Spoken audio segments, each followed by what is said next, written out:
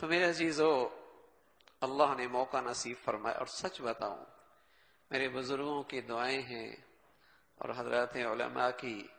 قدم قدم پہ رہنمائی ہے اور مخلص مسلمانوں کا بھرپور تعاون ہے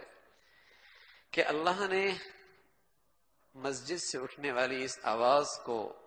وہ طاقت دی ہے اور وہ ثمرات دی ہیں جو کوئی ملک اور کوئی بڑی سے بڑی جماعت اور بڑی سے بڑی تنظیم اسے وہ سعادت نہیں ملی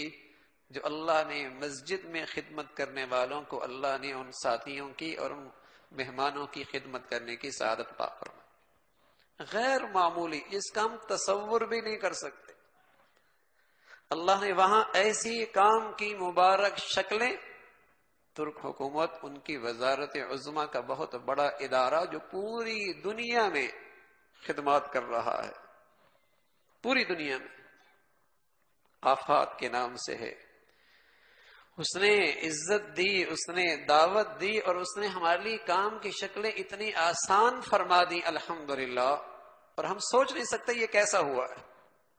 لیکن خاص اللہ کا فضل ہوا، اللہ کی مدد اور نصرت ہوئی۔ وہاں متاثرین ایسے نہیں پڑے ہوئے جیسے ہمارے ملک میں پڑے ہوتے ہیں، کوئی بھی جائے جا کے چاول تقسیم کر دے، پانی تقسیم کر دے، دیگے تقسیم کر دے، کپڑے تقسیم کر دے۔ وہاں ایسا نظام نہیں۔ وہاں تک جب تک قومی ادارے سے وہاں تعاون نہ ہو، وہاں کام کرنا انفرادی کسی شخص کے لیے ناممکن ہے، ناممکن ہے، اس لیے کہ انہوں نے جہاں ان متاثرین کی زندگی کی ضروریات پوری کرنی ہے، وہاں اپنے ملک اور وہاں امن اور سلامتی اور ان کے تحفظ کی ساری شکلیں بھی اختیار کرنی ہیں،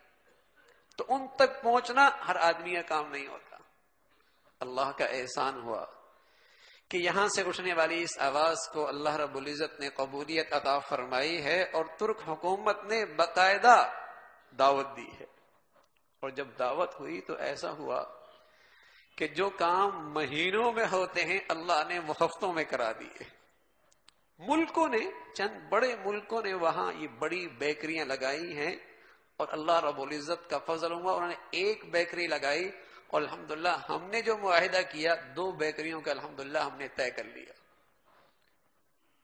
اور جس میں انشاءاللہ 3 لاکھ روٹیاں روز ان مہمانوں کو انشاءاللہ حاصل ہوں، روزانہ 3 لاکھ روٹیاں۔ اس کا نظام کیسا بنا، کیسا اللہ کا فضل ہوا، سچ بتاؤں یہ مخلص ساتھیوں کی دعائیں ہیں اور مخلص ساتھیوں کا تعاون ہے کہ اللہ رب العزت نے اتنی مبارک شکل بنا دی۔